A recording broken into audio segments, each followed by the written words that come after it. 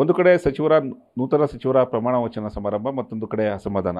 ಈ ಬಗ್ಗೆ ಮಾತನಾಡಲಿಕ್ಕೆ ಕಾಂಗ್ರೆಸ್ ಶಾಸಕರಾದ ಅಪ್ಪಾಜಿ ನಾಡಗೌಡ ನಮ್ಮ ಜೊತೆ ಇದ್ದಾರೆ. ಸರ್ ನಮಸ್ತೆ. ಆಕಾಂಕ್ಷಿ ಆಗಿದ್ರಿ, ಕೊನೆಯ ಕ್ಷಣಕ್ಕವರೆಗೂ ಕಾಯ್ತಾ ಇದ್ರಿ, ಈ ಸತಿ ಸಚಿವ ಸ್ಥಾನ ಸೇರ್ತೀನಿ, ಸಚಿವ ಸಂಪುಟಕ್ಕೆ ಸೇರ್ತೀನಿ ಅಂತ. ಕೊನೆಯ ಕ್ಷಣದಲ್ಲಿ ಸಚಿವ ಆಕಾಂಕ್ಷಿಗಳಿಂದ ಪಟ್ಟಿಯಿಂದ ನಿಮ್ಮ ಹೆಸರು ತಪ್ಪಿರುವಂಥದ್ದು ಸರಿ ಬಗ್ಗೆ. ಸಚಿವ ಸ್ಥಾನ ತಪ್ಪಲಿಕ್ಕೆ ಕಾರಣಗಳು ಹಲವಾರು ಇರ್ಬೋದು. ಅವ್ರನ್ನೇ ಕೇಳಬೇಕು ಹೈಕಮಾಂಡಿಗೆ ಯಾಕೆ ತಪ್ಪಿಸಿದ್ರು ಅಂತ. ಬಹುತೇಕ ನಾನು ಪದೇ ಪದೇ ಹೇಳುವಂಥ ಅವಶ್ಯಕತೆ ಇಲ್ಲ. ಕಾಂಗ್ರೆಸ್ 1981ರಿಂದ ಹಿಡ್ಕೊಂಡು ಇಲ್ಲಿವರೆಗೆ ಕಾಂಗ್ರೆಸ್ ಪಕ್ಷದಲ್ಲಿ ಜಿಲ್ಲಾ ಪಂಚಾಯತಿ ಸದಸ್ಯನಾಗಿ ಪಕ್ಷದಲ್ಲಿ ವಿವಿಧ ಹುದ್ದೆಯಲ್ಲಿ ಕೆಲಸ ಮಾಡಿ ಯಾವ ಜವಾಬ್ದಾರಿ ಕೊಟ್ಟಿದ್ದಾರೆ. ಎಲೆಕ್ಷನ್ನು ರಾಮಕೃಷ್ಣ ಹೆಗಡೆಯವ್ರ ಇಲೆಕ್ಷನ್ ನಾನು ಇನ್ಚಾರ್ಜ್, ನ್ಯಾಮಗೌಡ್ರ ಇಲೆಕ್ಷನ್ನು ರಾಮಕೃಷ್ಣ ಹೆಗಡೆಯವ್ರನ್ನು ಸೋಲಿಸುವಂಥ ಇಲೆಕ್ಷನ್ ನಾನು ಇನ್ಚಾರ್ಜ್. ಅಷ್ಟೆಲ್ಲ ಪ್ರಾಮಾಣಿಕವಾಗಿ ದುಡಿದು ಕೆಲಸ ಮಾಡಿದ್ದೀವಿ, ತನುಮನ ಧನದಿಂದ ಕೆಲಸ ಮಾಡಿದ್ದೇವೆ. ಬಿ ಪಾಟೀಲ್ ಅನ್ನೋಂಥ ಬಿ ಪಾಟೀಲರು ಪ್ರಥಮ ಚುನಾವಣೆಯಲ್ಲಿ ಎಲೆಕ್ಷನ್ನಲ್ಲಿ ಹಗಲು ರಾತ್ರಿ ಕೆಲಸ ಮಾಡಿ ತನುಮನ ಧನದಿಂದ ಅವ್ರನ್ನ ಗೆಲ್ಲಿಸಿ ತಂದಿದ್ದೀವಿ.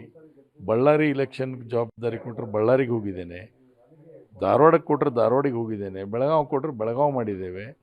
ಪಕ್ಷಕ್ಕೆ ನಿಷ್ಠಾವಂತರಾಗಿ ಮಾಡಿದ್ದೇವೆ. 89ರಲ್ಲಿ ನನ್ನ ಕಾರ್ಮಿಕ ಮಂತ್ರಿಯಾಗಿ ಮಾಡಿದಾಗ ಸಾಕಷ್ಟು ಸುಧಾರಣೆ ತಂದು ಕೂಡ ಇಲಾಖೆಯಲ್ಲಿ ಒಳ್ಳೆಯ ಮೆಚ್ಚುಗೆಯನ್ನು ಪಡೆದಿದ್ದೇವೆ, ಜನರ ಮೆಚ್ಚುಗೆಯನ್ನು ಪಡೆದಿವಿ. ಅಲ್ಲಿಂದ ಇಲ್ಲಿವರೆಗೂ ಕೂಡ ನಮಗೆ ಯಾವ ಮಂತ್ರಿಗಿರಿ ಸಿಕ್ಕಿಲ್ಲ. ಈ ಬಾರಿಗೆ ನಿರೀಕ್ಷೆ ಇತ್ತು. ಸೀನಿಯಾರಿಟಿ ಒಂದು ದೃಷ್ಟಿಯಿಂದ, ಪಕ್ಷದ ನಿಷ್ಠೆ ಒಂದು ದೃಷ್ಟಿಯಿಂದ ಕೊಡತಾರ ಅನ್ನುವಂಥದ್ದು ನನ್ನ ಭಾವನೆ ಆಗಿತ್ತು. ಅದು ಇವತ್ತು ಹುಸಿಯಾಗಿದೆ. ಅದು ಷಡ್ಯಂತ್ರ ಆಗಿದೆ ಅನ್ನೋದನ್ನು ಭಾಳ ಬಿಚ್ಚ ಮನಸ್ಸಿಂದ ಹೇಳ್ತೇನೆ. ಈ ಬಗ್ಗೆ ಏನಾದರೂ CM ಗಮನಕ್ಕೆ ಅಥವಾ ಮಾಜಿ CM ಸಿದ್ದರಾಮಯ್ಯನವ್ರ ಗಮನಕ್ಕೆ ಏನಾದರೂ ತಂದಿದ್ರ ಅಂತ? ಇದು ಅವ್ರ ಗಮನಕ್ಕೆ ಅಂತ ಇರೋದಿದೆ.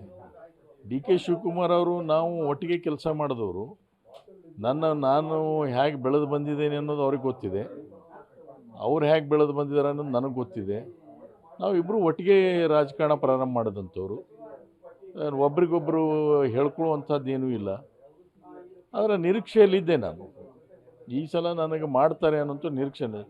ಸೋಪ್ ಆ್ಯಂಡ್ ಡಿಟರ್ಜೆಂಟ್ಸ್ ಕಂಪ್ನಿ ನಾನು ಚೇರ್ಮನ್ ಆದಮೇಲೆ 2.5 ವರ್ಷ ಲಾಭದಲ್ಲಿ ತಂದು ಇತಿಹಾಸವನ್ನು ಸ್ಥಾಪನೆ ಮಾಡಿದ್ದೀವಿ. ಇವೆಲ್ಲನೂ ಗಣನೆಗೆ ತೆಗೆದುಕೊಳ್ಳೋದಾದರೆ ಮತ್ತು ಷಡ್ಯಂತ್ರ ಅಲ್ಲದೆ ಮತ್ತೇನಾಗಲಿಕ್ಕೆ ಸಾಧ್ಯ? ಜಾತಿ ಲೆಕ್ಕಾಚಾರದಲ್ಲಿಯೂ ತಗೊಳ್ಳಿ, ಯಾವ ಲೆಕ್ಕಾಚಾರದಲ್ಲಿ ತಗೊಳ್ಳಿ. ಮತ್ತು ಇದು ಷಡ್ಯಂತ್ರ ಉತ್ತರ ಕರ್ನಾಟಕದಲ್ಲಿ ಅದೇನಪ್ಪ ಸೀನಿಯರ್ ಮೋಸ್ಟ್ ಅದೇನೆಂದರೆ ನೆಗ್ಲೆಕ್ಟ್ ಮಾಡ್ತಾರೆ ಅಂತಂದರೆ ಮತ್ತು ಇದಕ್ಕೇನು ಅರ್ಥ? ಸರ್, ಒಂದು ಕಡೆ ಈಗ ಹೈಕಮಾಂಡ್ ನಾಯಕರು CMಗೆ ಒಂದು ಸೂಚನೆ ಕೊಟ್ಟಿದ್ದಾರಂತೆ ಸರ್. ಯಾರು ರಾಜೀನಾಮೆ ಕೊಡೋಕ್ಕೆ ಮುಂದಾಗ್ತಾರೆ ಅಥವಾ ಬೆದರಿಕೆ ಹಾಕ್ತಾರೆ, ರಾಜೀನಾಮೆ ತಗೊಳ್ಳಿ, ನಾವು ಸ್ಟ್ರಿಕ್ಟಾಗಿ ಹೇಳ್ತಾ ಇದ್ದೀವಿ, ನಾವು ಕಟ್ಟುನಿಟ್ಟಾಗಿ ಹೇಳ್ತಾ ಇದ್ದೀವಿ ಎಂಬ ಸಂದೇಶನ ಕೊಟ್ಟಿದ್ದಾರೆ. ನೋಡೋಣ. ನಾವು ರಾಜೀನಾಮೆ ಕೊಡುವಂಥ ಪ್ರಶ್ನೆ ಬಂದಿಲ್ಲ. ಪಕ್ಷದ ವಿರೋಧ ಚಟುವಟಿಕೆ ಮಾಡಲಿಕ್ಕೆ ನಾವು ಇಲ್ಲಿಲ್ಲ.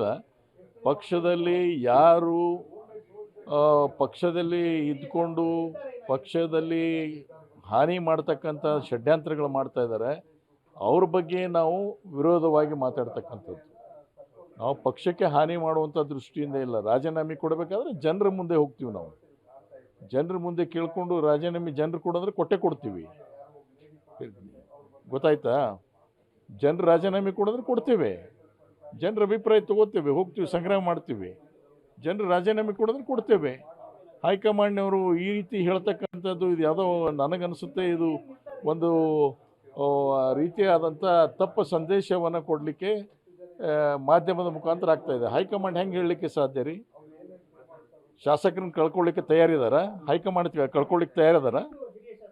ಅಂದರೆ ಇಂಥ ಪಕ್ಷಕ್ಕೆ ಹಾನಿ ಉಂಟು ಮಾಡ್ತಕ್ಕಂಥವ್ರು, ಪಕ್ಷದಲ್ಲೇ ಇದ್ಕೊಂಡು ಏನಪ್ಪ ಅಂದರೆ ಷಡ್ಯಂತ್ರ ಮಾಡುವಂಥವ್ರು, ದುಡ್ಡನ್ನು ವ್ಯವಹಾರ ಮಾಡ್ಕೊತ ಏನಪ್ಪ ಅಂದರೆ ಅದರ ಬಲದಿಂದ ಯಾವತ್ತು ರಾಜಕಾರಣ ಮಾಡ್ಬೇಕನ್ನೋರನ್ನ ಮುಂದಿಟ್ಕೊಂಡು ಹೋಗ್ತಾರ ಪಾರ್ಟಿಯಲ್ಲಿ? ಪಕ್ಷಕ್ಕೆ ಇಮೇಜ್ ಬರುತ್ತಾ ಇದರಿಂದ?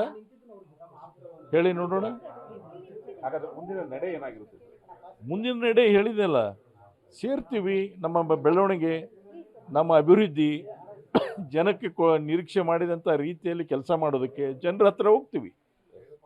ಜನರು ರಾಜೀನಾಮೆ ಕೊಡಿ ಅನ್ನುವಂಥ ಅಭಿಪ್ರಾಯ ಬಂದರೆ ರಾಜೀನಾಮೆ ಕೊಡ್ತೀವಿ. ಇದೇನು ನಮ್ಮ ಅಪ್ಪನ ಮನೆ ಗಂಟಲ್ಲ, ಇದೇನು ನಾವು ಇದನ್ನು ಕಟ್ಕೊಂಡು ಬಂದೀವ? ರಾಜಕಾರಣ ಎಲ್ಲರಿಗೂ ಸರಿಸಮಾನೆ, ಯಾರೂ ದೊಡ್ಡವರಲ್ಲ ಯಾರೂ ಸಣ್ಣವರಲ್ಲ, ಇಲ್ಲಿ ಎಲ್ಲರಿಗೂ ಸರಿಸಮಾನ. ಆ ಮಾತು ಹೈಕಮಾಂಡ್ ಅಂದಿದೆ ಅಂತ ನಾನೇನು ಅದಕ್ಕೆ ನಂಬೋದಿಲ್ಲ.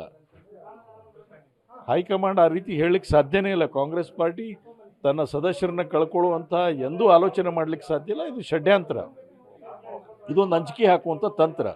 ಇಂಥವಕ್ಕೆಲ್ಲ ಅಂಜುವಂಥವ್ರಲ್ಲ ನಾವು. ಇದಿಷ್ಟು ಶಾಸಕರಂತ ಅಪ್ಪಾಜಿ ನಾಡಗೌಡ ಅವರು ಮಾತಾಡಿದ್ದು. ಕ್ಯಾಮರಾ ಪರ್ಸನ್ ವಿಜಯ್ ಜೊತೆ LN ಸ್ವಾಮಿ TV5 ಬೆಂಗಳೂರು.